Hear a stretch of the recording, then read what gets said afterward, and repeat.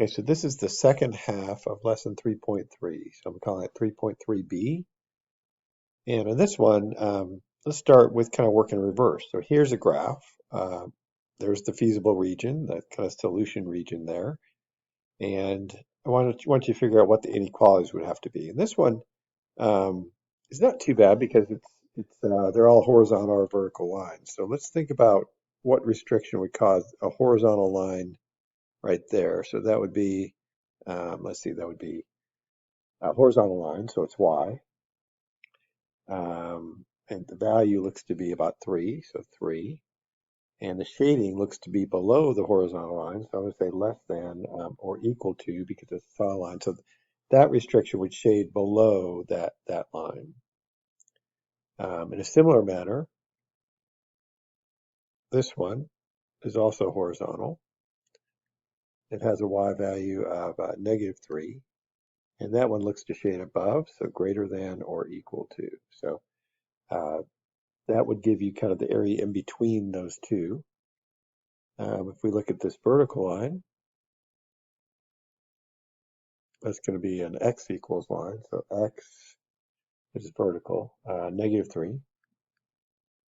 Looks like we're shading to the right, so that's bigger than or equal to x. It's a solid line again, so I would definitely use the equal to symbol there with inequality. And here, x is vertical, 5, and that's going to be smaller than or equal to 5. And if you have all those inequalities together, it forms this feasible region, right? That shaded region there. Okay, a little bit tougher. So go ahead and stop it. See if you can try this one on your own. But I'll go ahead and do this since I don't have to stop and wait for you. So like it really helps to kind of identify a couple points. So you can see those 2 points right there. So like the y-intercept. So if you think about y equals mx plus 5, so y equals, or I guess I shouldn't say equals. We're really gonna figure out if it's equal or less than or whatever. So that the y-intercept is going to be 5, and the slope looks to be, let's see, if you count up 2 units and over 3 units, both in the positive direction, so the slope is 2/3. And the inequality sign will be smaller than or equal, so we're shading down, so less than or equal to. Again, none of these look to be dotted lines, so I think we've got that. Let's try this one.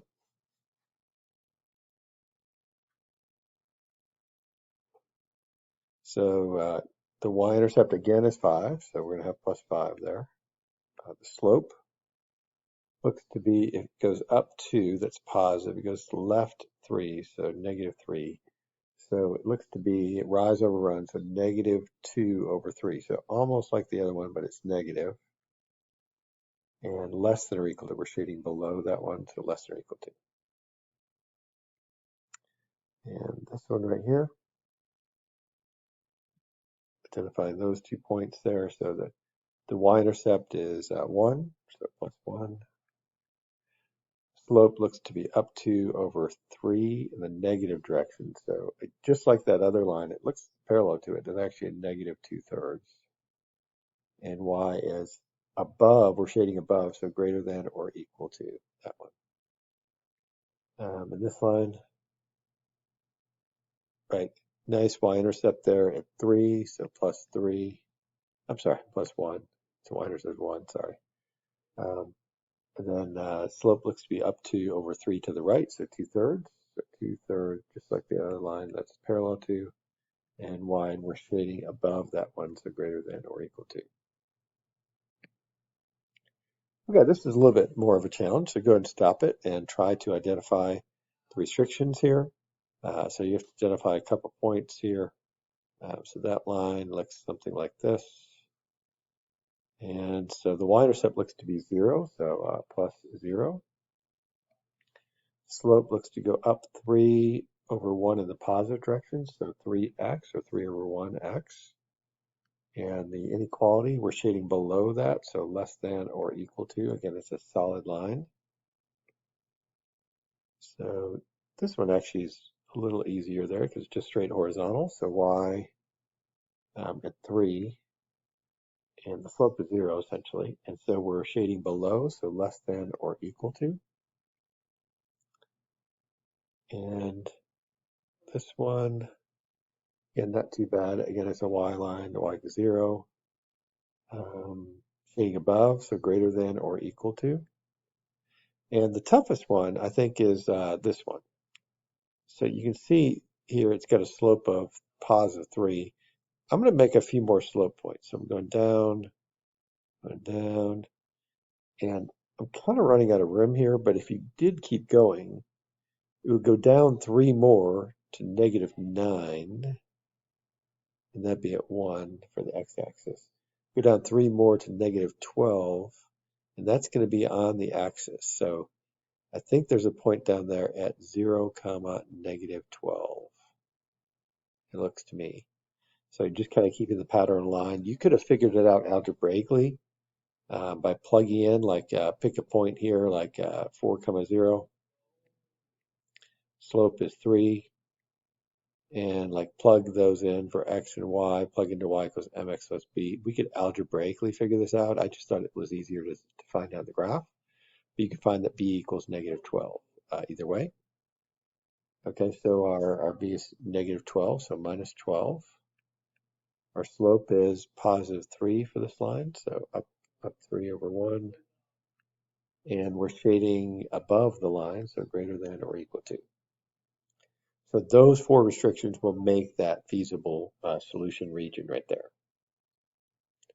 Okay, so now we'll get to good stuff here. So let's try this. So this is kind of a word problem. This is where we're headed with this.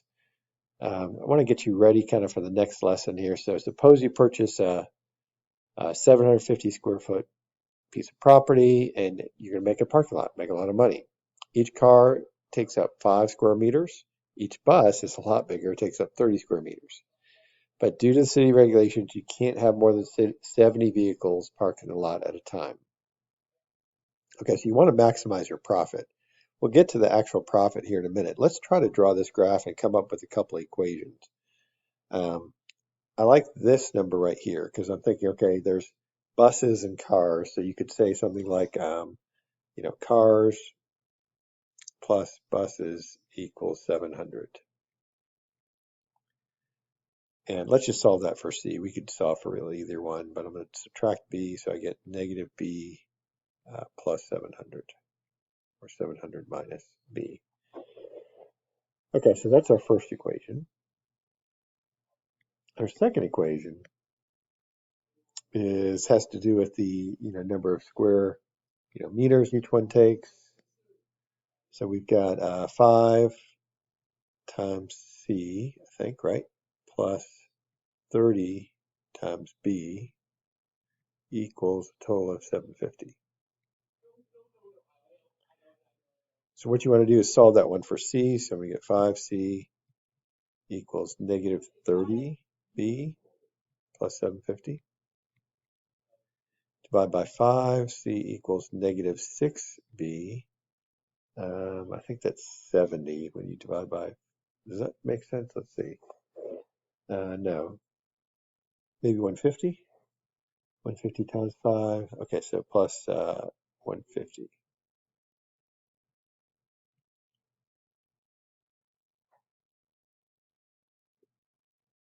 So I'm just going to count up. I'm going to say this is 0, 0 right here. 1, 2, 3. So that's going to be 30.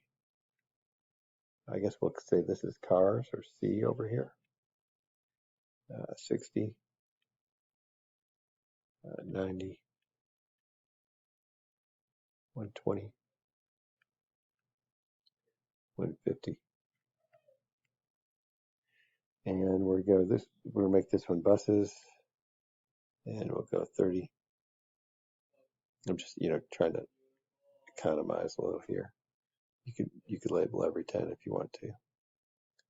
120 and 150. That should be enough. We'll see. Okay, so according to this, the line is there's 2 lines here. So let's do I guess the blue line first here. So if we're going to graph this one, let's just do the y-intercept. I'm going to do this one in blue, so it's 700 for cars. Oh, I didn't make this. No, this is not 700. This is 70. Sorry. I think I wrote down the problem wrong. So 70 is the number of vehicles. So I was like, wait, there's not 700 cars. That's what it is. Okay, so that makes a little more sense. I guess I was confusing the two. Okay, so we have C plus B equals 70. That makes a lot more sense. There's 70 vehicles total. So the y-intercept there is 70. So right about there is the y-intercept. The slope is the opposite of B. So the slope is -1 essentially there. So the number in front of B is -1. So slope of -1, these are going by tens, but I think -1 will work about the same because they're labeled the same both ways. So I'm going to make a bunch of slope points here.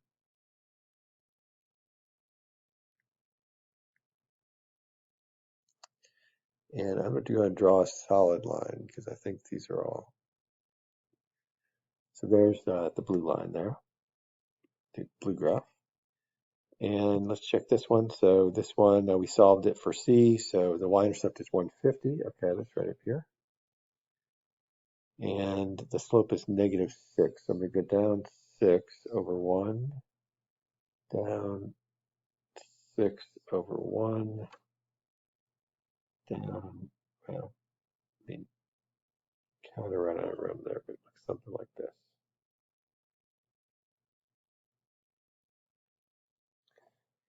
Okay, so we have this kind of feasible region. So this feasible region is um, kind of implied in this, but I guess we could write them out. Uh, is that C, the number of cars, is greater than or equal to 0. The number of buses is greater than or equal to 0. In other words, everything in here is in the first quadrant. I kind of only drew it in the first quadrant, so it's probably understood. But I think it'd be good to go ahead and label we definitely need, this is one of our inequality, well, an equation. Um, I guess we could probably have these be inequalities, right? So we're saying the number of cars. Let's change this. So I didn't think about this. So really, we've got to think about the fact that this is really an inequality here. So the number of cars is no more than 70. So so it actually is less than or equal to. So we're shade below that blue line, right? And really very similar for so it's not really equal to 750, right? It can go up. You might not use all the area. You want to kind of maximize, so you want to use most of it, but it's not going to be any more than 750. So I think, unfortunately, we didn't divide by negative or anything. It's not going to change the sign. So I think that one also is a shade down kind of situation. So we've really got shading below the green line, below the blue line. And so that feasible region kind of has like this endpoint somewhere it crosses right in there. I can't tell exactly where. It crosses the axis right down there at 30. It crosses at 0, 0. So it has kind of like, I'm just going to kind of draw the feasible region. These are kind of the outskirts of the feasible region. I really need to find like that point of intersection. I want to find the ordered pair of that point.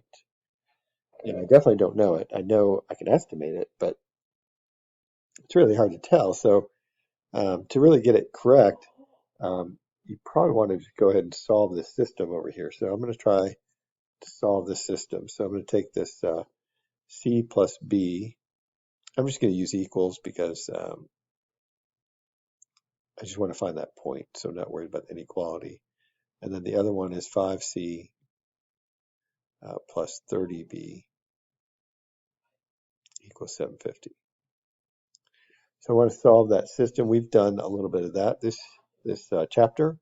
So it looks like we could multiply maybe that top one I might multiply by -5 so that the C's would be the opposite.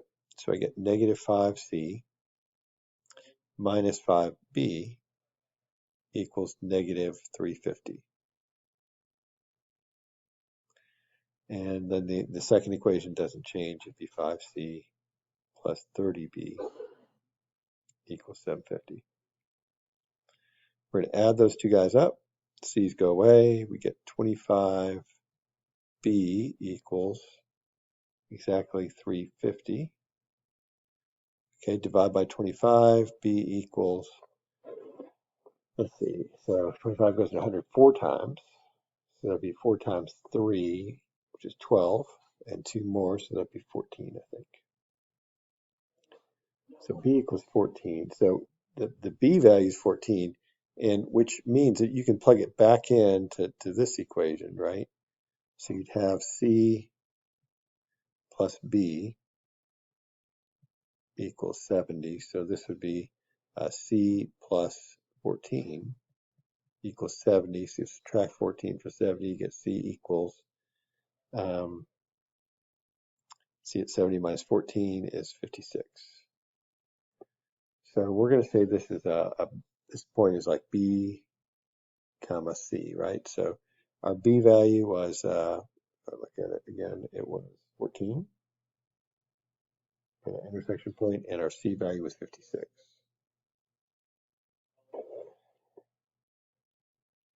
And so now the question is, we've got a nice graph here. The shaded area obviously is, inside of here, the feasible region. And we've got to try and solve this problem. Well, the problem asks us, it says you want to maximize, you charge $450 for cars, it's $975 for buses. How many of each type of vehicle would you need to park on the lot to maximize your income? I think we can safely say that parking 0 cars, that's not a good option, right? 0 cars and 0 buses, you're not going to make any money.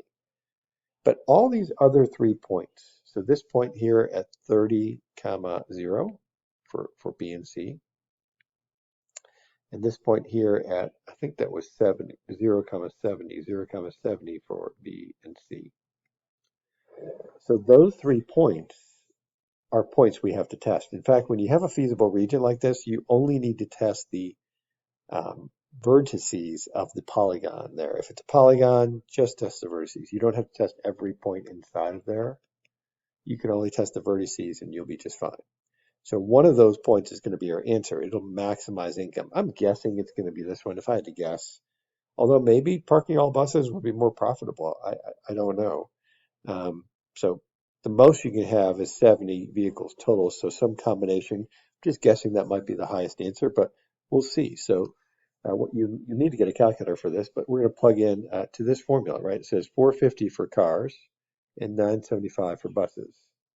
So the function to be maximized, I think there's a name for it. I'm just going to call it f of x, but usually we use a name. Is it p of x? There's usually a name we use, but it'll be fine to say this. 4.5, I guess that'd be C, plus 9.75 B. So we're going to find out which of those points maximizes the function. Okay, so if you plug in, let's see, this point right here, this leads to a profit of $682, 682.5. Okay, so let's plug in this point now. So I'm going to, whoops, go here, and we'll do 4.5 times 14 plus 9.75 times 56. 609, so this one leads to a profit of 609. Ooh, maybe that's not that. So I was thinking that might be the best point, but it's not looking so good. Let's check the all buses. If we go all buses, maybe that's the best. So this would be, maybe the cars are the best. I don't know. So 30, whoops. Let's go here. Okay, so 30 times 4.5, 4.5 times 30 plus 9.75 times 0. Wow. So I misestimated that. So this one would be 135. So the cars are a much better deal. If you own this lot, you want to park as many cars. You want to tell the buses, don't come near this lot. We want to pack it full of cars because that's going to give us the best profit. And so that's the kind of thing the business can actually use math to maximize their profit, to figure out what the best price points are for different items, etc. So we'll get more into that next lesson, but that will maximize our income to park all cars in our parking lot.